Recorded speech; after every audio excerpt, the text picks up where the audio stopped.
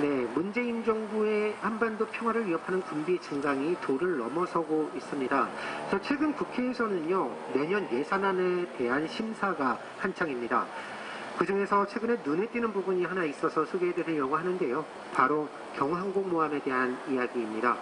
먼 바다에 나가서 작전을 수행하는 경항공모함, 이 경항공모함은요, 기본적으로 우리에게 필요하지 않은 무기체계입니다. 필요하지도 않은 무기 도입을 위해서 수조 원의 막대한 예산을 책정해서 무리하게 추진하려고 하는데 문제 제기를 지속적으로 해왔습니다. 그래서 작년에도요, 국회에 올라온 예산 101억 원 중에 1억 원만 남긴 채 사실상 전액 삭감하는 일이 있었습니다. 군에서는 올해 다시 경항모 사업 착수 예산 72억 원을 요청했는데요. 국회에서는 5억 원만 반영했습니다. 모든 군대가 갖고 싶은 장비를 업그레이드 시키면서 국방비를 아무리 쏟아 넣어도 우리는 왜 안전하지 않은가라는 국민들의 근본적인 질문에 답할 수 없다. 필요하다고 해도 비용 분석이 전혀 안 돼 있다. 예산 심사 과정에서 나온 얘기들인데요. 비용 분석이 전혀 되어 있지 않은 상황에서 어떻게 예산이 책정돼서 국회까지 올라가게 됐을까요?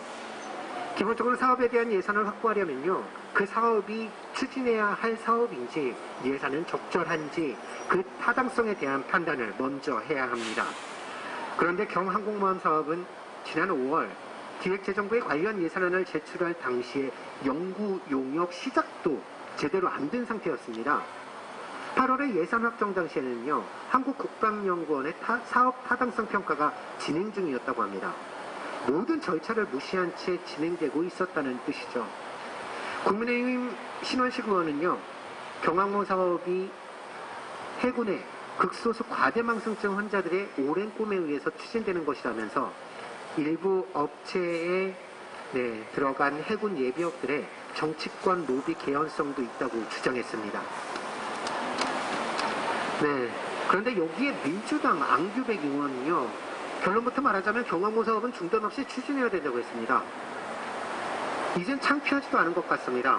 촛불의 정부를 자처하면서 들어선 정부 여당의 의원, 그 의원의 발언 맞습니까?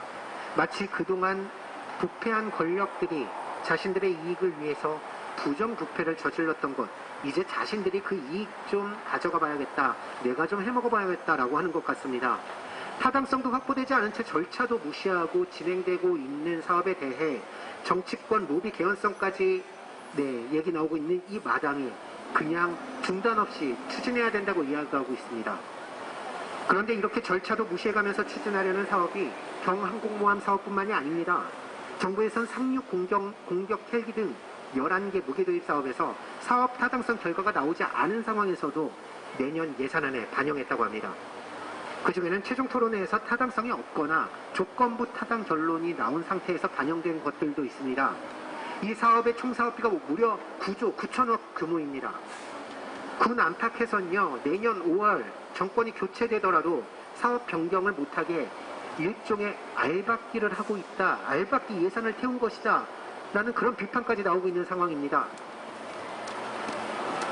문재인 정부 역대급 국방비를 자랑하고 있습니다. 임기 동안에만 37%, 역대 어느 정부보다도 가장 적극적인 국방비 증액을 하고 있는 정부입니다. 그렇게 무리한 군비 증액, 우리의 세금을 절차도 무시하고 타당성도 확인되지 않은 무기도입 사업에 쏟아붓고 있었던 것입니다. 정치권 로비 개연성 주장도 알박기 예산이라는 비판도 철면피 문재인 정부에겐 중요하지 않습니다. 그렇게 국민의 세금으로 무기 도입, 돈잔치를 벌여서 얻은 건 무엇입니까? 각종 무기 그렇게 사들이면서 세계 국방력 6위라는 타이틀을 얻었습니다. 그럼 우리는 안전합니까? 군에서 그렇게 사고 싶은 무기 사고 국방비를 쏟아부어도 우리는 평화롭다, 안전하다라고 느끼지 못합니다. 그렇게 사들인 무기들이 국민의 안전을 위한 것이 아니라 미국을 위해 복무하고 있기 때문입니다. 세계 국방력 6위쯤 되는 나라라면 세계 어느 나라가 감히 함부로 대할 수 있겠습니까? 굳이 누구 눈치 볼 이유 없겠죠. 그런데 그렇게 우리의 세금을 쏟아부으면서 무기 사들이고 국방력 강화해서 미국 따라다니면서 미국이 시키는 일이나 하고 있습니다. 국민의 안전을 내팽개치고 미국의 중국 공세 전략에 동참해서 미국 무기 사들이고 미국과 각종 훈련 벌이면서 군사적 긴장을 고조시키고 있습니다.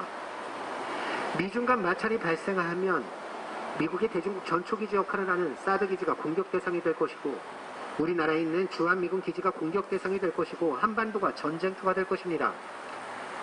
이런 위험한 싸움에 국민의 세금을 판돈 삼아서 전쟁 도박장에 뛰어들고 있는 게 바로 문재인 정부입니다. 미국이 중국 압박에 뛰어든 호주에 대해 석탄 수입 금지 조치를 내린 중국, 그로 인해서 우리나라는 요소수가 없어서 이렇게 어려움을 겪고 있는데, 계속 이대로 가다간 지금의 상황은 아무것도 아닐 것입니다. 국민들은 무섭습니다. 이러다 다 죽습니다. 제발 그만하라는 국민의 목소리가 안 들립니까? 문재인 정부, 당장 국민의 안전을 위협하고 한반도의 평화를 위협하는 국방비 증액 중단하기 바랍니다. 이 위험한 질주 계속한다면 분명 국민들의 심판을 받게 될 것입니다. 시민 여러분, 우리의 세금이 우리에게 필요하지도 않은 무기 도입을 위해서 사용되면서 우리의 안전을 위협하고 있습니다. 여러분도 함께 관심 갖고 또 함께 해주시면 감사하겠습니다. 네, 안녕하십니까 시민 여러분. 한반도의 평화와 통일을 만들어가기 위해 행동하고 있습니다. 수요 평화촛불 참가자 평화통일 시민행동 정책국장 이승원입니다. 바쁜 일상 속에서 뉴스를 챙겨보기 어려운 요즘입니다. 하루하루를 생존해 나가기 위해 세상에 어떤 일이 일어나고 있는지보다 당장의 문제를 해결하기도 어려운 현실이라 생각이 듭니다. 그러나 우리가 살아가고 있는 지구상에서, 특히 국제정치상에서 우리의 삶에 크나큰 영향을 미치는 일들이 수없이 벌어지고 있습니다. 저희가 진행하고 있는 수요 평화촛불을 통해서 세상에 어떤 일들이 일어나고 있는지 알아보고 그에 대한 고민을 해볼 수 있는 시간을 가지셨으면 좋겠습니다. 많은 관심 부탁드립니다. 어제는 바이든 대통령과 시진핑 주석 두 미중 정상이 화상으로 회담을 진행했습니다. 바이든 대통령이 취임하고 약 10개월 만에 처음으로 시진핑 주석과의 회담을 가진 것입니다. 코로나19가 세계를 강타하며 각자 국내 정치적 사안을 다루느라 회담을 가질 여력이 없었던 곳도 있지만, 사실상 트럼프 정부 때부터 이어져 온 미중 간의 갈등 관계가 지대한 영향을 미쳤을 것이라 생각합니다.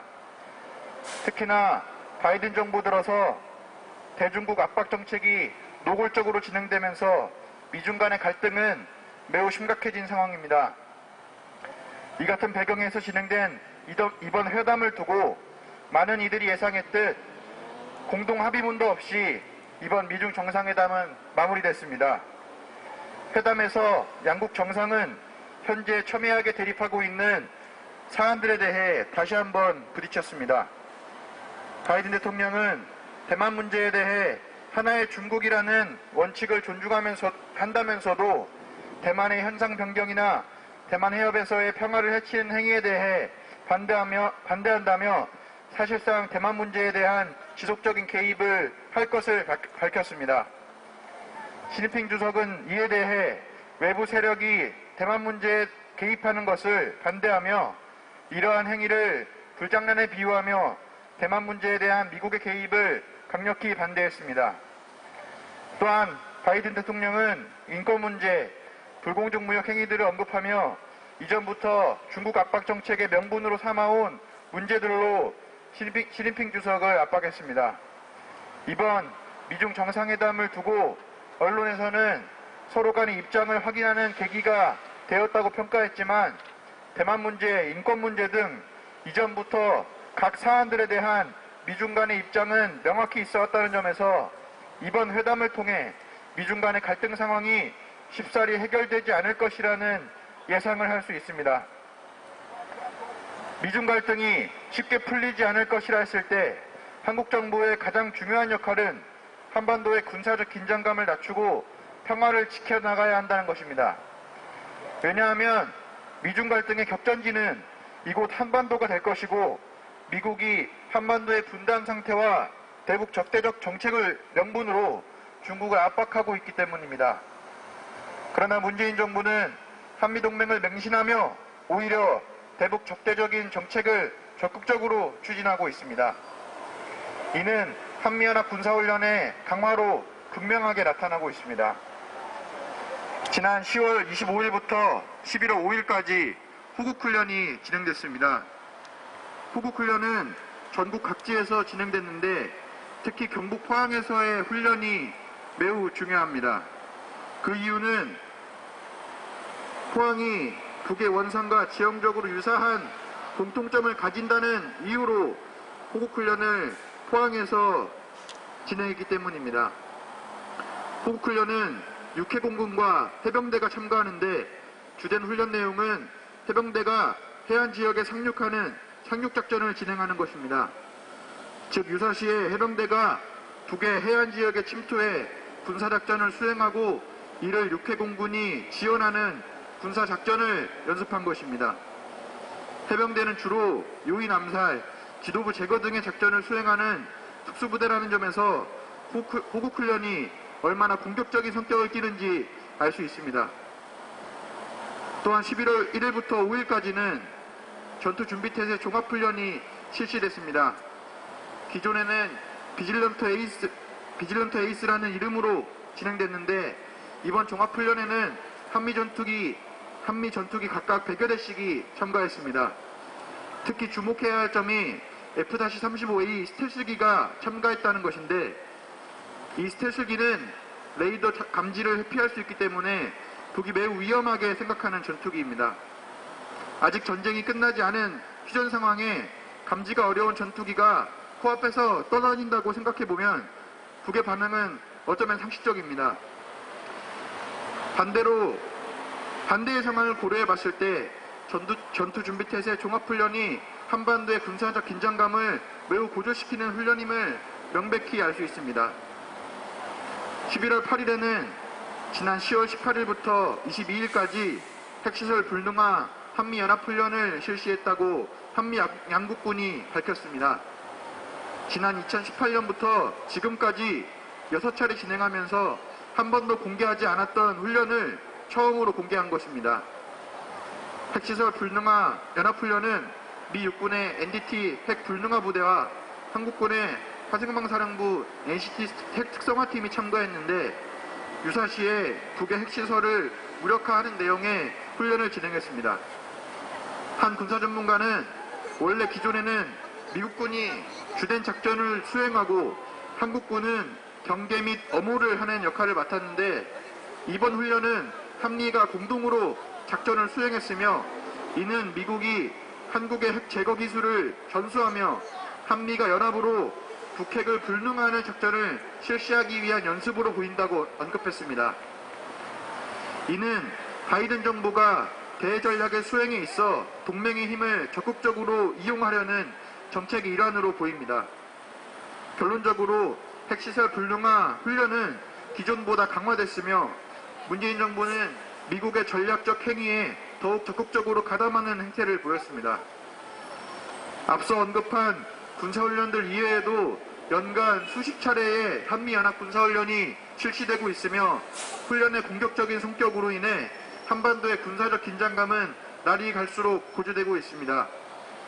문재인 정부는 유엔에서는 종전선언을 제안하고 교황을 찾아가 방북을 요청하며 마치 한반도의 평화를 만들어 가려고 하는 모습을 보였지만 실상은 대북 공격적인 군사훈련을 강화하며 한반도의 평화를 파괴하는 행위를 하고 있습니다.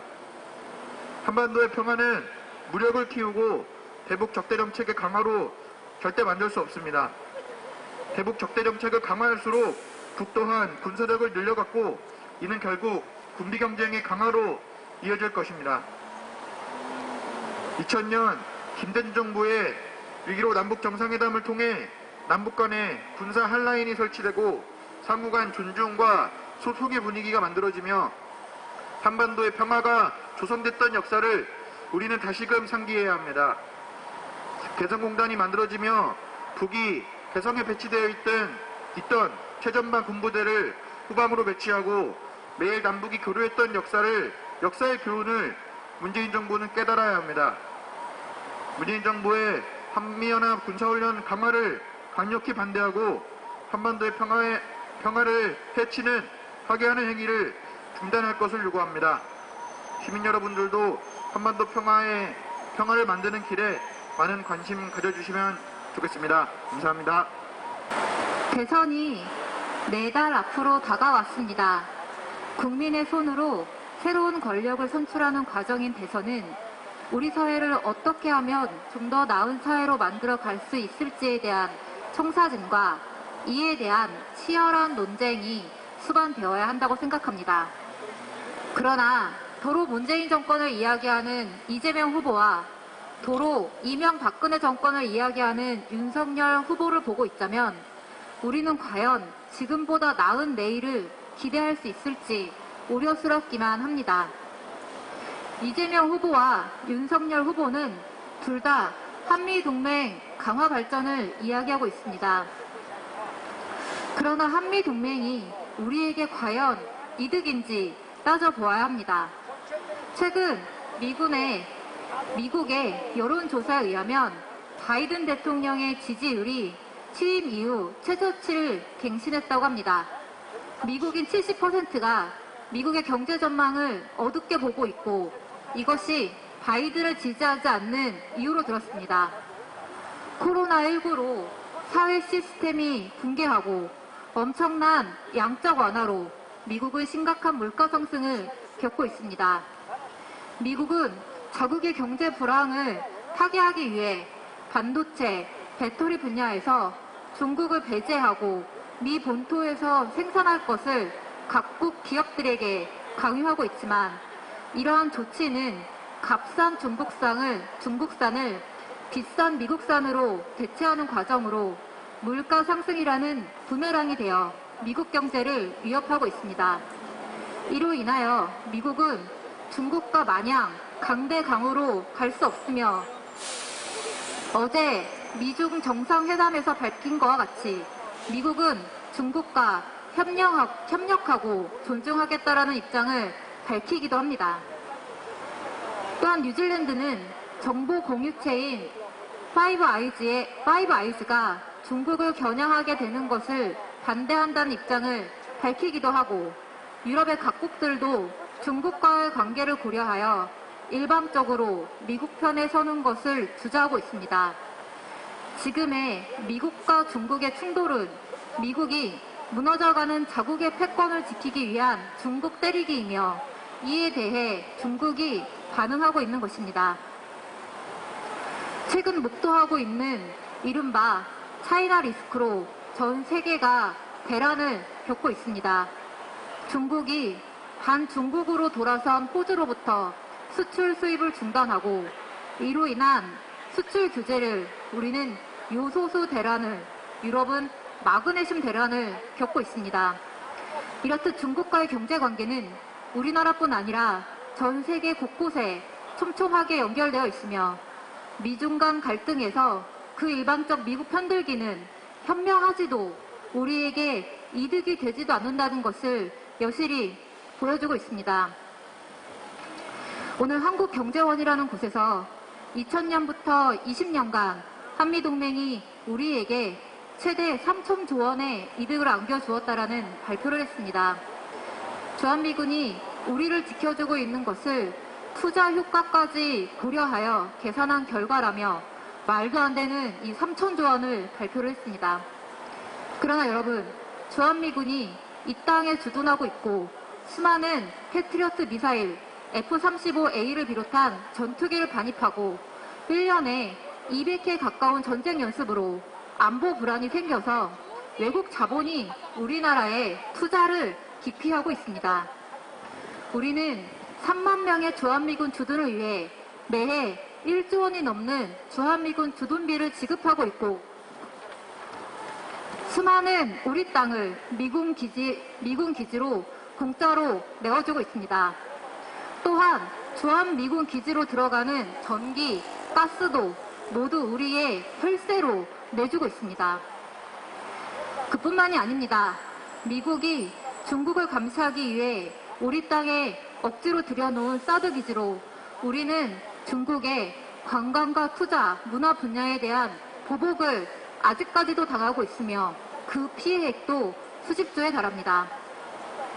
경기도 포천 로드리게스 포항의 수송 사격장에는 미국의 아파치 헬기와 탱크가 들어와서 실탄 훈련을 벌였고 주민들은 매번 전쟁과도 같은 공포를 겪어야 했습니다.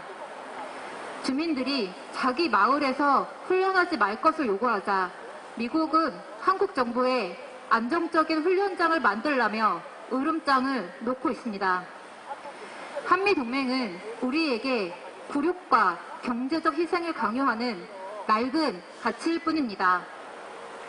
가슴이 웅장해진다며 아무리 SLBL 실험을 하고 세계 6위의 군사력을 자랑해도 우리의 군사 주권은 미국에 있으며 그렇게 자랑하는 각종 첨단 무기들도 결국 실전에 써야 하는 상황이 되면 미국의 지휘를 받게 되는 것이 지금의 현실입니다. 군사 주권도 없으면서 아무리 무기를 늘려나간들 그것이 우리의 힘이 되지 않으며 오히려 남북 간 군사적 긴장 구조로 안보 위협을 만들어낼 뿐입니다. 요소수 대란을 겪으면서 저를 비롯한 많은 사람들이 평상시에는 잘 못 느끼지만 광물 자원의 중요성을 알게 되었습니다. 아무리 AI 시대로 우주과학 기술을 이야기하지만 이 모든 것의 기본은 광물 자원임을 새삼스럽게 느끼게 됩니다. 이러한 광물 자원은 여기 한반도 땅의 북쪽에 정말로 많이 있습니다. 저는 우리의 확실한 미래를 담보할 수 있는 길은 미국과의 동맹을 강화하는 것이 아니라 남북이 손을 잡는 것이라 생각합니다. 문재인 정권 5년 동안 우리는 미국과의 동맹에 매달리며 경제적 피해를 입고 외교는 힘을 잃어가고 있으며 민족적 자존심은 나락으로 떨어지고 평화는 위협받고 있습니다. 새로운 정권은 한미동맹이라는 낡은 가치에 매달려 촛불 정신을 저버린 권력이 아니라 자주롭고 줏대 있게 남북이 함께 평화를 만들어 가려는 정권이어야 합니다. 이를 위해 더 많은 목소리가 필요합니다. 앞으로도 매주 수요일마다 진행되는 저희 수요평화 촛불에 시민 여러분들의 더 많은 관심 부탁드립니다. 감사합니다.